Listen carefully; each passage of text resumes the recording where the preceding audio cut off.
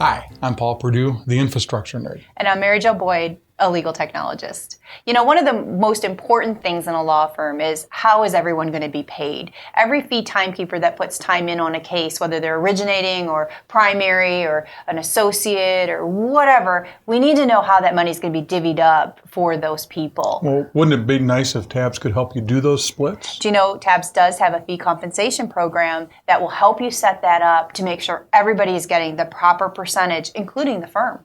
Can you show us how that works? I'd be glad to. So setting up fee compensation rules is not difficult at all in Tabs. If you go into the client screen, under any client, we're just going to use my test data here with Daniel Klein. Under the Setup tab, we have a fee compensation rules section. And this is matter by matter. It can be very specific. You can set these tables up or these rules up at the attorney level or at the client level, and then you can share those out. So you don't have to recreate the wheel every single time that you need to set up rules for a specific matter. If they're already using the same rules that you have for another matter, you can use that table. You don't have to do it again. And if that changes, you can then share that table. And if any of those percentages are different, you can go into the original custom table and you can push that out to all the clients that particular table is using that you've shared out with. So it works out really well. So here's our fee compensation rules. Let's take a look at those. And right now I'm in Daniel Klein, and I'm going to set this up for Daniel Klein in a way that I could share this with other matters for Daniel Klein. If I were to share this, set this up for, like I was talking about earlier, an attorney, I may do that underneath an admin client. Maybe you've got an administrative client for your firm, and underneath that, each matter could have correspond to the timekeeper number. So let's say that matter 9999 is our administrative fee comp tables, and 01 is timekeeper 1, 02 is timekeeper 2, and so on. I could set up these rules up there on that particular admin client for that attorney and push them out to any client I wanted. So that works out really well if I have a lot of clients that are going to be using those same rules for that attorney. If it's a client level and I'm setting it up under my 120.01 matter and all the matters that follow that for Daniel Klein, the 120, will use this table, I can push that out for all of the matters and share it with that client. Or I can create a custom for every one, all kinds of things. I can use an existing table. And let's go over that real quick. So custom, I'm creating a brand new table from scratch, and I'm just going to have it for this matter. I might share it later, I might not, but I'm creating a brand new table. If I'm using a shared table, I'll have a drop-down list then that I can pick from any of the tables I've already created. So this could be either, like I said, an attorney or a client or wherever. I could use that.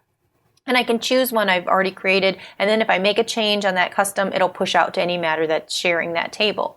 Maybe I don't want to have these change. Maybe this particular matter, I want to use somebody else's, but if it changes, I don't want it to change for this one. This one will never change, even if the client's, if it's using another one. So we're just going to use the existing, and then I can have the same ones I've created before. But in that case, if I'm using an existing table and I make a change, it will not change those particular percentages for that client. So that's how we can do the differences here.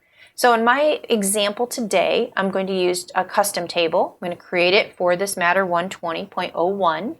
And right now you can see my table is blank. I have no rules defined. So I'm going to go ahead and create some. So I'm going to hit new, and I'm going to come in and choose the timekeeper. And in my example, I'm going to use timekeeper number 5. It's Kendra.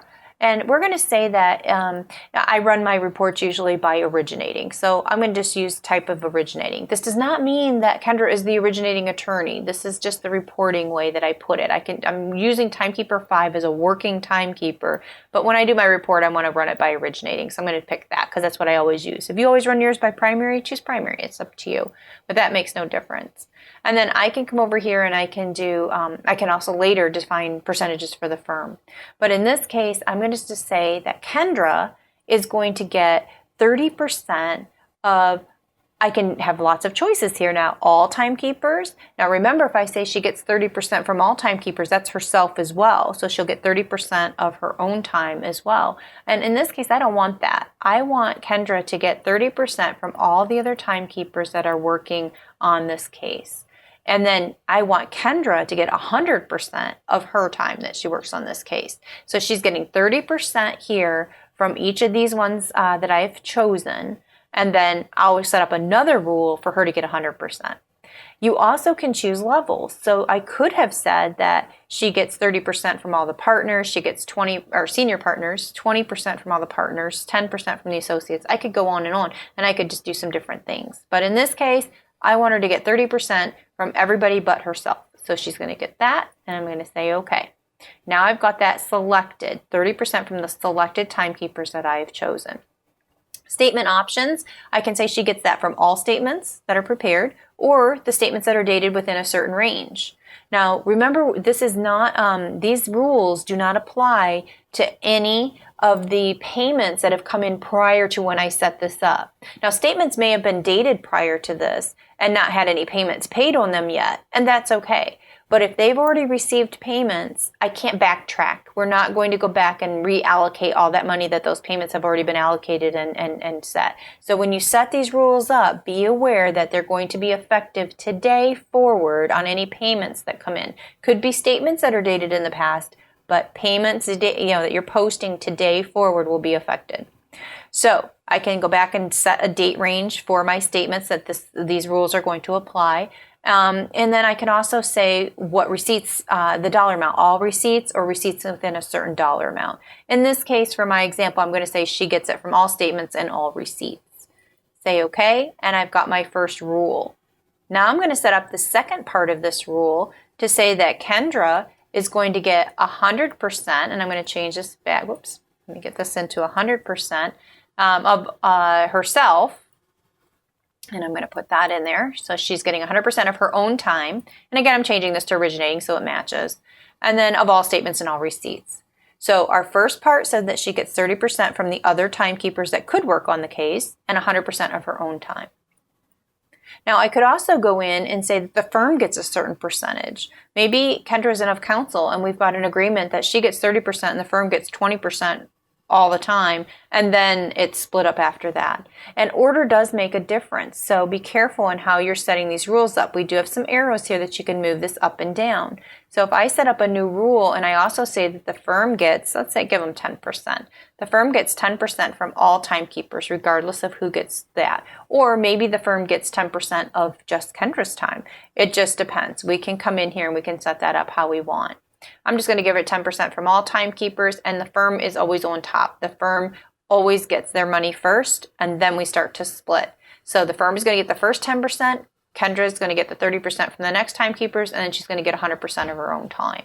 And you do not have to set up a line for the firm. It's completely optional. If you ever have to go in and edit or delete a line, and we'll do that with firm, I won't worry about what the firm's getting. I can come in and edit, and I can change the percentages, or I can just highlight it and delete that line and take it out. So if something's not working right or it's in the wrong order, you can test this out a little bit. And I'll show you in a minute where you can go get some help and some different scenarios that you might use for time. So this is where we're going to set this up. Once I've got them all in there, I'm going to save the rules.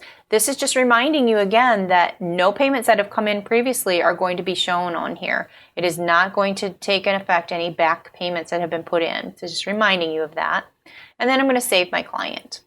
So now I'm going to go put in a payment for this client. So I'm just going to go into Client Manager, and I've got Daniel Klein up here. I'm going to put a new payment in for his amount due, which is $27.05. And we'll just do $27.05. We'll make it cash, make it easy. And we'll save. Whoops. We'll save. There we go. So once that payment is saved, now that has allocated that out. So where do I go find it? That's the key. We got to go find the report that shows up on. So there are two main ones under the management reports, and then there is also the top client report. So under the management reports, we have the allocated payments report and the receipt allocation report. Both of those reports will show fee comp rules, and so will, under the client reports, the top client report. So let's start with the allocated payments report. I'm just going to put in this particular this particular client. We're not going to do the whole firm, but I'll show you that in a minute too. So I'm going to go in and say I just want the date range from 11/1, that we're in test data, so it's in 14, and through 11/30. and we'll do that for a 14 as well. And I'm going to check the box for the include compensation rules. But before I do that, I want to show you what it looks like without. So if I just ran my allocated payments report with detail and said okay, and I'm going to preview that. Oh, you know what I'm going to do though first is I'm going to take off my sort. I don't want any sorts on here for this one, just to show you. So I'm going to just do preview.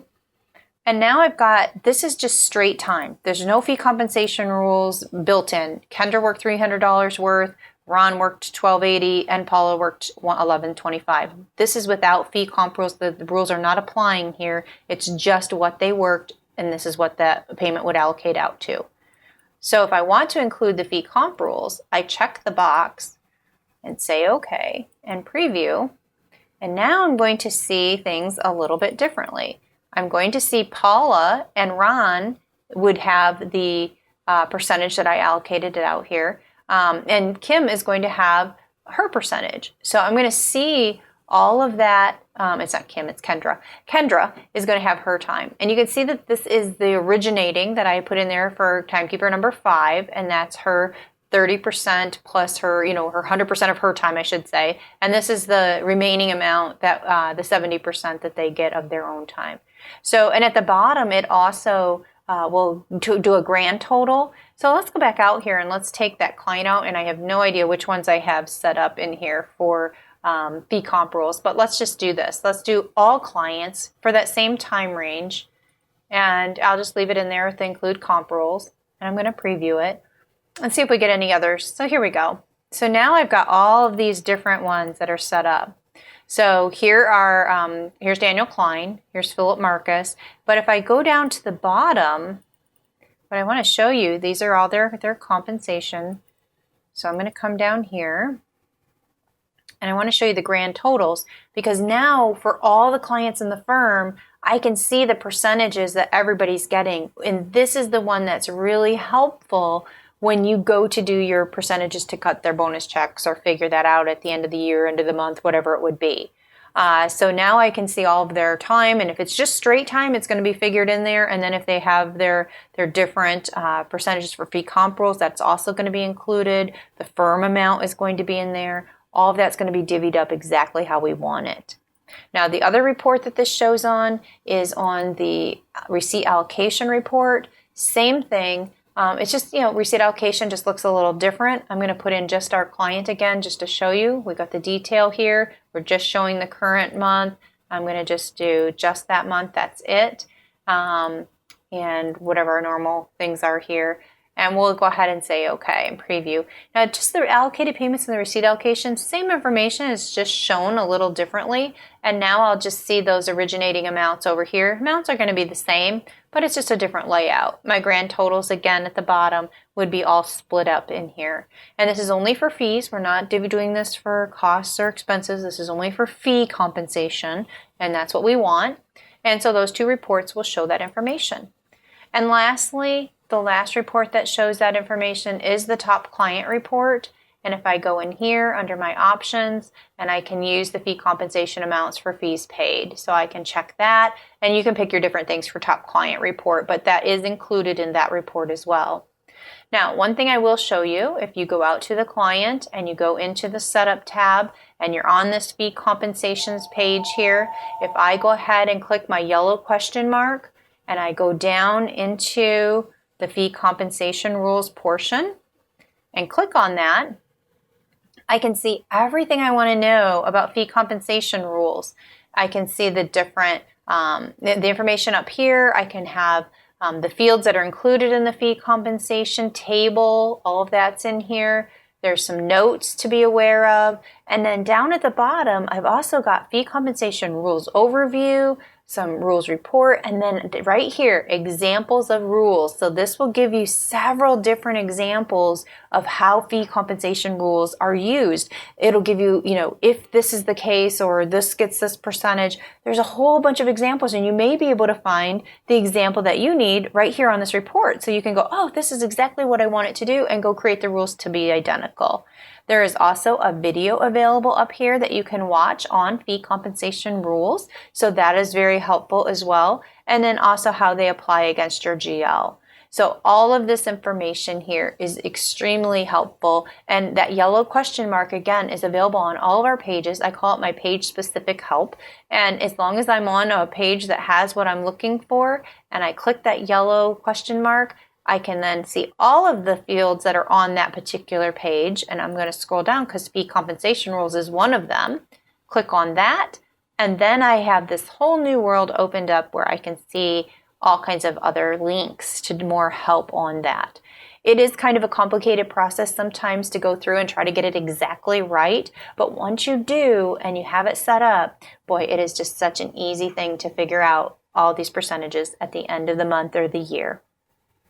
So there you go, fee compensation rules in a nutshell. That's just one more way that we can help you to worry less and practice more.